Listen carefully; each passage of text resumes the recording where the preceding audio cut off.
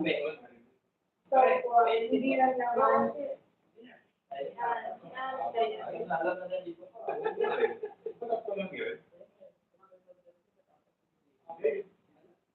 Sabi ako, kung wala po.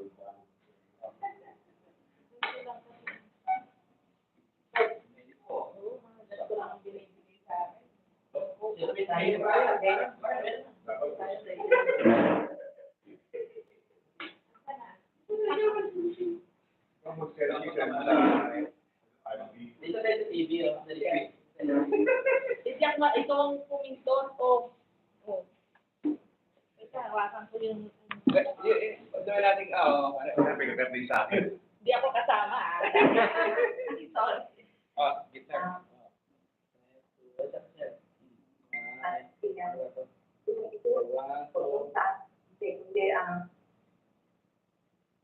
Sabi mo, thank you, Ma'am. Thank you, Ma'am Audit, sa kulang na kami. Ay, kami na.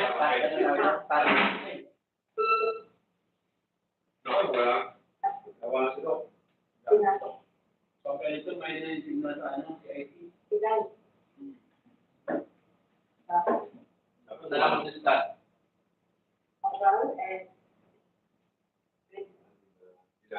Ang sinasabi po ng speaker natin about section 2 of declaration policies. Meron na. Wala pa. So the state recognizes the vital role of the youth in the nation building and promotes and protects their physical, moral, spiritual, intellectual, and social well-being. So ito pala yung declaration of policies under section 2.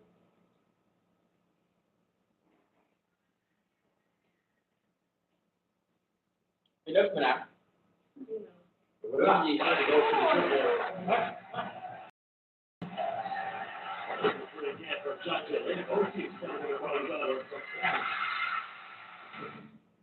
Copyright ako niyan.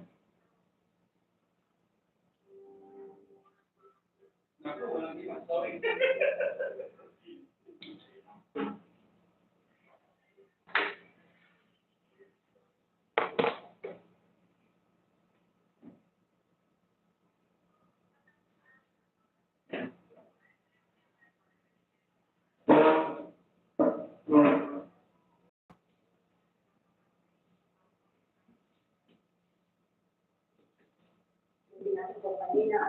Ideas or good ideas.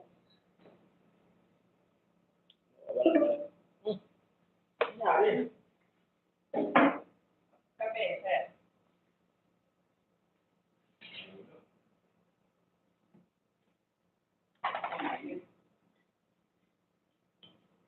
Ano asukal to, sir? Subado? Ikaw, sir. Na makakatulong sa pagpapaigting, may natuturo at pagkatuto to whole school approach. So, ito yung mga pananda at tema sa bawat magtahan. So, paunang magtahan. Ito, musubado. Okay. Yung makali ang sarili,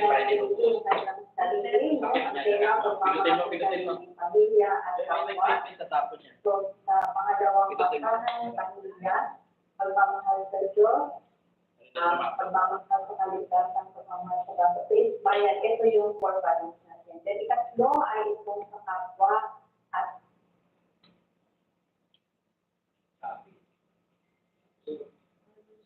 si Edgar.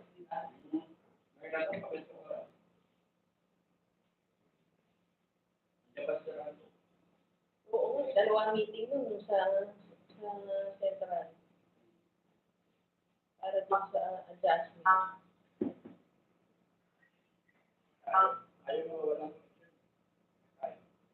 Okay. So, next, for grade 2, compassion. Grade 3, prudence. Grade 4, respect. 5, hope. Grade 6, justice. Grade 7, compassion. Grade 8, servitude. And grade 9, gratitude. And for quarter 4, grade 1, good citizenship. Grade 2, cooperation. Grade 3, responsible for gratitude.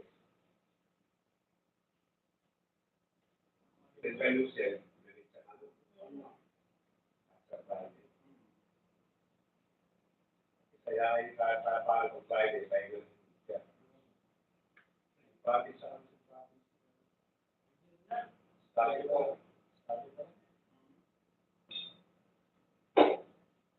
Alam mo, Sir, parang nilalaban ng app na matuloy yung May 11 na tapos ng klase. Nilalaban daw. May 29 ang gusto. British siya. Tapos ang pasukan July 29. Hindi June 24. Okay, so thank you so much, Dr. Gina Lee Mendoza. Discuss the values things for the Death and Catch Up Friday. So this time, let's give the virtual tour to our education program supervisor in science, collaborative expert, Mr. Hassan and Villanueva. Open forum siya.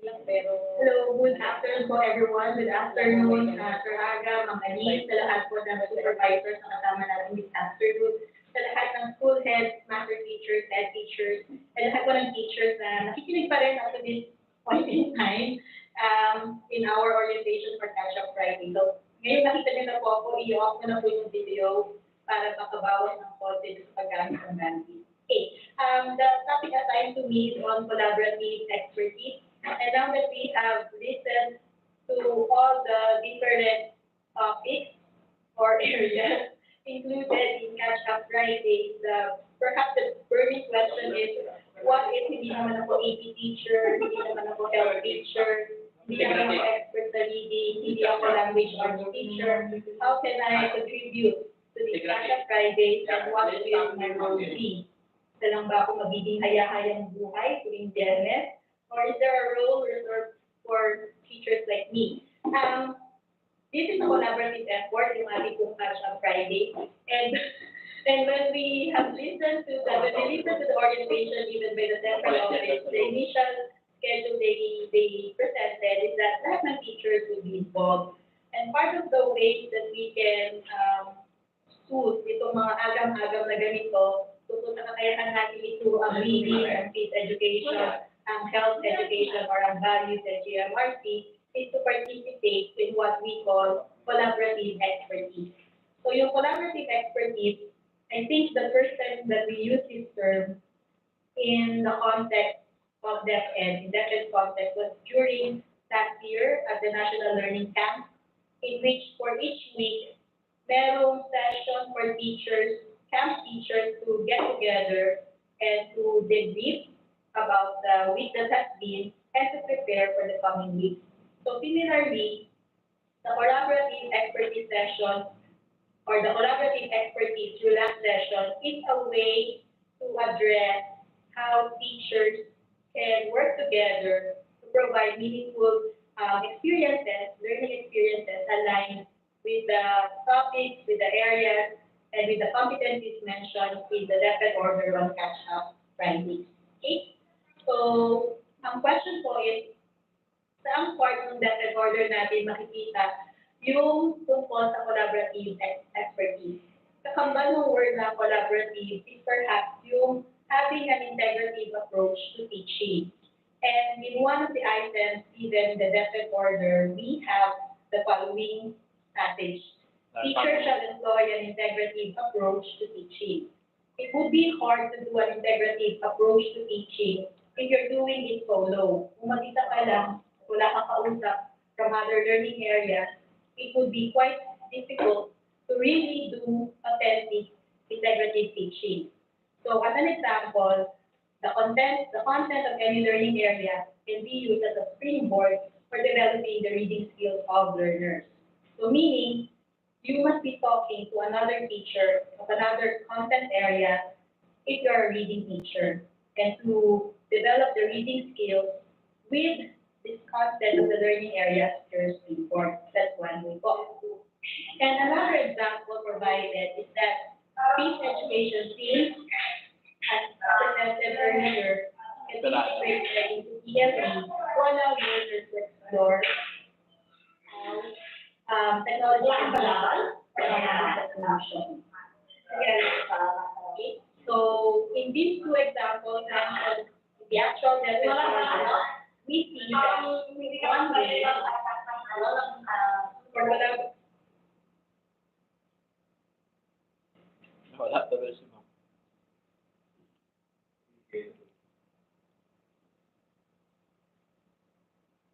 tayo ba o sa kanila? Kanina. Okay naman tayo.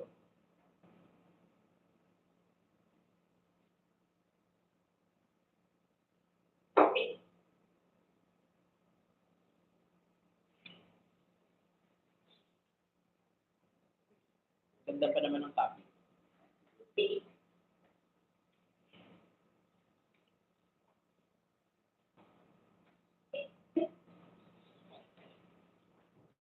To have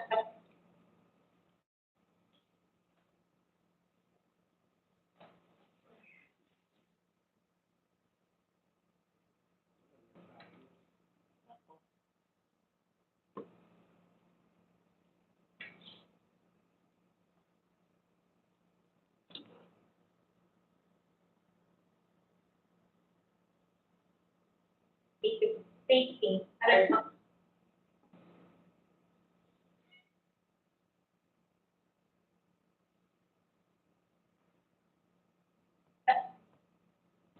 factors oriented.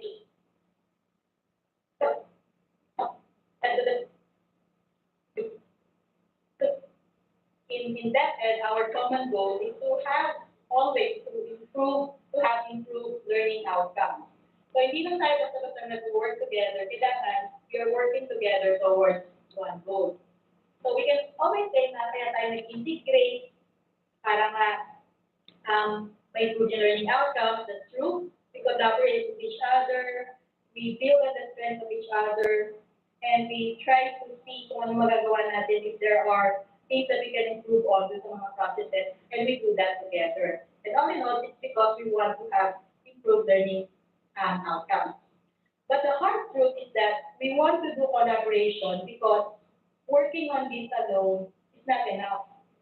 Naman yung skills natin as regards the learning areas that we teach, hindi siya magiging enough kasi there are certain areas of the catch-up writing na hindi talaga tayo expert doon. And we should welcome the expertise of others para nang sa ganon, we participate in what we can call a growth-based learning environment. And itong pag-work together, willingness to learn as teachers, hopefully this would propel us towards increasing student learning progress. Because according to research, teachers who work together and learn from each other are actually more successful in improving student outcomes than those who work alone. So when we collaborate towards an effort such as Catch-up Friday, we want to see better results than what we would have if we were working alone. So when we do collaborative expertise, we try to shift the narrative. Babaguhin natin yung naririnig natin paulit-ulit na kwento, paulit-ulit na storya, in such a way that we do not focus on fixing the picture, but we focus on forming collaboration, on sharing the expertise. Dati, inisip natin na if we can only fix the teacher, then we can fix the entire education system. But the truth is, there are so many factors at play. And perhaps what we can do as teachers and as school leaders is to build on the strength of each other and see how this expertise can move from the experts to the non-experts, so to speak. So, para kanina may nabanggit na sa group chat, meron naman talaga mga reading experts. May mga teachers na talagang may reading background or may teaching the reading background and the strategies that they have learned mula nung bata ko sila teacher hanggang nung dumami yung experiences nila, magandang may share yun dito sa mga teachers na hindi naman talaga reading ang background. We always want to see, and we always say, and we really would like to see, that all teachers are reading teachers. But the truth is, some may not understand the science of reading as much as the reading teacher does. And so sharing that kind of expertise, sharing those kinds of strategies would help these other teachers become reading teachers themselves to a certain extent. Because reading naman is a skill that transcends all learning areas. It cuts across different learning areas. And the more the learners are able to read, the better readers we have, I think, the better they would learn the different competencies in our content areas. And also, we try to shift the narrative from my learners alone to our learners. So lahat ng grade 4 teachers, learners talaga nila, lahat ng grade 4 learners. Hindi lang yung isang section na siya yung star section and ikaw yung advisor nun. We form a sense of belongingness to help the entire grade level succeed. Not only, siguro dun sa small focus natin in doing Catch-up Friday, but on the bigger picture to really improve the learning outcomes. And also, yung Catch-up Fridays natin, we shift the narrative from merely getting into the standards and achievements to progression, yung micro, small, progressive steps that we are able to take, somehow, sana mag-magnify yun to improvement in other areas as well. Okay? So, yun po. So, when we have collaborative expertise, we start with having a collective inquiry, which is a part of having teacher collaboration. What we mean is that may mga bagong DepEd order na binaba, may mga bagong programa katulad nitong Catch-up Friday, collaborative expertise brings the teachers together and they learn as learners.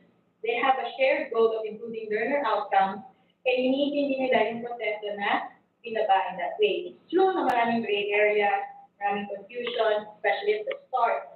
But by being willing and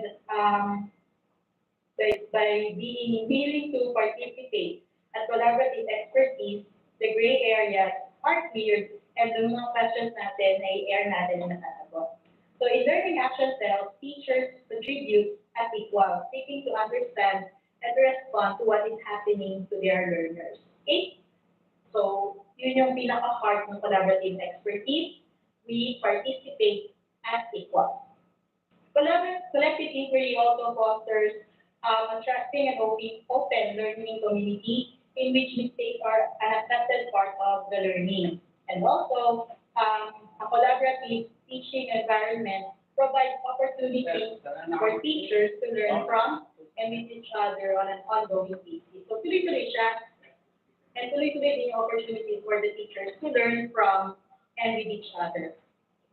So, ano na yung mga examples? Again, this is not mandates talaga. These are not prescriptive in nature. I think you would find from these different slides what would work best in the context of the schools that you have or you work in. And also, depende na sa mga nagiging kasamahan ninyo, ano yung mag-work best.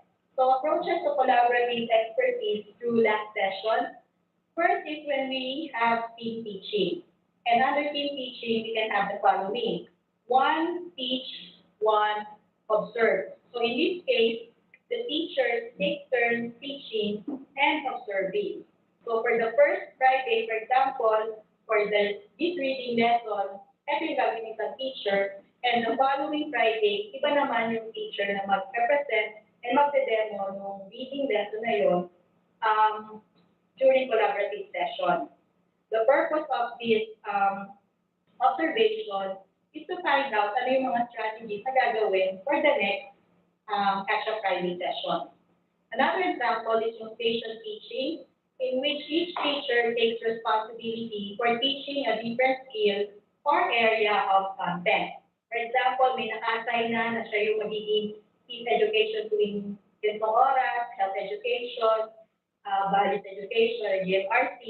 And what happens is that the learners themselves would move from one station to another. And some of these stations can also involve independent student learning.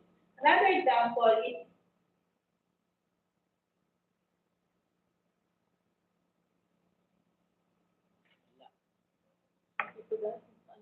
parallel teaching. So parallel teaching, you have learners who are grouped in, depending on their reading level, reading readiness.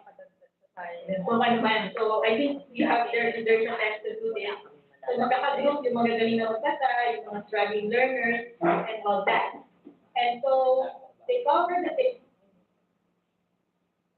competencies for the moving at different pace or with different levels of scaffolding. The last is in fact team teaching.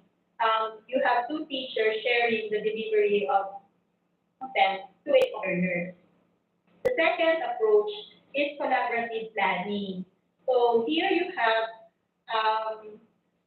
a session in which one teacher can prepare for the lesson, and you will share your ibang teachers teaching the same area, and the teachers would work on their strengths on that lesson. Verify nila yung lesson hanggang sa maintindihan nila. So, I think in the context, so yun po yung examples ng approaches to collaborative expertise through that session. So when we try to contextualize this collaborative expertise through that session for our catch-up Friday, we can have sessions with reading experts, with talagang teachers na may background on how to, what strategies to use for reading lessons, and they can lead the discussion para doon sa pag-prepare and pag-prepare ng teaching guide and pag-prepare ng materials, and even in the choice of what materials will be read, for example. So that can be one. Another example is when you have session with subject matter experts. Ito na yung po siya yung AP teacher na may alam sa peace education, siya yung health teacher na merong alam doon sa health education. Yung mga math and science, nakasama niya sa cluster na yon or dun sa grade level na yon, they can learn from the subject matter expert in the preparation of the teaching guide and material para na sa ganun they're able to do it doon sa next catch-up Friday session. The third is collaborative planning, wherein each week, one teacher will be assigned to do the planning, the writing of the teaching guide, as well as the preparation of the material. Tapos i-share niya yun with mga kasama niya in that grade level. They will brainstorm on how to refine that lesson, pati implement nila the next Friday. And after that session on Catch-up Friday, after that lesson on Catch-up Friday, they would meet again, debrief, find out what's wrong, what can be improved on, and plan for the next Catch-up Friday session. But this time, a different teacher will be assigned to plan and prepare the material for that next session. So in short, you can have, for example, 5 teachers working together, 4 teachers to work together, and time, isa yung unang Friday siya, yung isa naman yung pangalawang Friday, siya naman yung church doon, yung isa yung Friday, so on and so forth. Okay? That is the integrative approach in which titingnan yung teacher, for example, kanya tumama yung peace education or yung values education. Seek the help of the teacher, more knowledgeable or more of an expert as regards to those areas, and try to develop a teaching guide na kung saan i-embed niya, integrate niya yung concepts na yon, either for peace, health, or values, or reading, doon sa kanyang content area. That's the integrative approach. Okay? So, ano isang example? How would the collaborative expertise session take place? I'm borrowing this from what I learned from my amazing family during the SLC last year kasi I learned a lot from them when they presented, when we worked on through the collaborative session for SLC. So, what essentially learned from them is that meron talagang pwedeng mag-lead ng discussion, represent yung lesson niya, and then the other teachers can share how the lessons can be improved. And when they went back to their schools, they practically contextualize it to injecting other lesson details na hindi naman na pakita noon, pero prepare na yung lesson, mas sinagdagan na nila kung anong nababagay dun sa kanilang kind of learners that they have. So that's when we had the bonfire session. So typically, it would start with the preliminary, and then a feedback on the previous session, previous discussion Friday, kung ano nangyari. If it's a group on peace education, they can talk about paano ba natin ginawa yung topic na ito, yung theme na ito. If it's a group involving health education, what activities in our health education session did the student particularly like? So just feedbacking that. And then a discussion on the next week's theme. So we saw in the presentation earlier na merong mga thematic approaches to the different areas, like theme for values, theme for peace, theme for health, so on and so forth. So, tingnan lang yung theme na yun, and then the teacher assigned for next session teaching guides and materials will be presenting and or demonstrating the next week's lesson. And after that, because it's a collaborative session, and we have set this up to be an environment where everyone is willing to learn and to ask questions and to have the lessons refined. Ang focus kasi is the lesson as the teacher. We take pains to refine the lesson by giving comments kung paano tama ito yun. And then wrap up para doon naman sa susunod na session.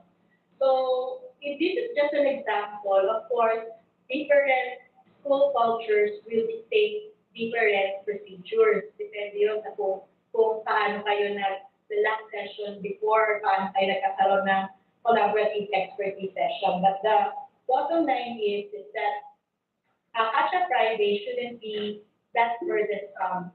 If only we can work together, we can share, parang we can share in carrying the burden and in doing the hard work. The hard part, I think, of all this is yung lesson preparation. Mahirap naman humarap for 60 minutes sa bata na hindi ka naman talaga armed. Hindi mo alam yung gagawin mga nakaka.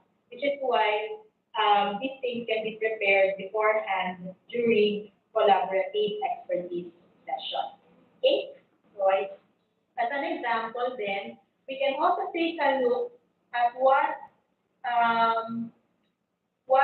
topics or areas that can be grouped or talagang very similar. So as an example, I think tinignan ko yung peace and values education for quarter 3, knowing the neighbors, relating with the neighbors, knowing the members of the community. And if we take a look at health education, body parts, body differences and growth, taking care of body parts, loving and unloving, safe and unsafe touches of body parts, yan. If we can find a way to have activities that are related to each other and incorporating the same thing, pwede din natin magawa yun. Of course, it's difficult because primarily, yung curriculum natin is not integrative by design. Parang yung integration niya is just an afterthought after we have done all this. But still, this is an opportunity to be able to do that. And pwede na rin pumasok yung mga reading materials related to this theme, related to this, related to this theme and to this idea para mas ma-reinforce yung theme topics and issues na ito. Okay? Another example po, this one is on the integrative approach naman. In this lesson, the peace education component will be handled by the PLE teacher. So as after collaborative expertise session with the peace education expert, the AP teacher, she or the this teacher was able to come up with a lesson integrating peace education concepts into an ELE lesson. So in this case, building strong foundations, relationships, and technical skills, we can see the kanyang objective, how these concepts, such as responsibilities in relationships, so forth, ano pa ba? Ayan. These are applied in Key responsibilities in relationships, including romantic, long-term marriage, and parenting, how these concepts are integrated into the metaphorical use of handbook and equipment for computer systems. So, in this case, we see an example na integrate yung peace education concept into the PLE concept na to. So, that's another example. Okay?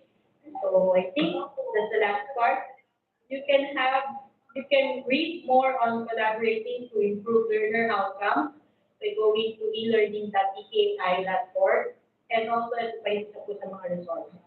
And so to end po my part in this discussion, ito yung paboritong quote namin ni Sir Anthony, none of us, including me, ever do great things, but we can all do small things with great love, and together we can do something wonderful. Good afternoon po ulit, and thank you so much.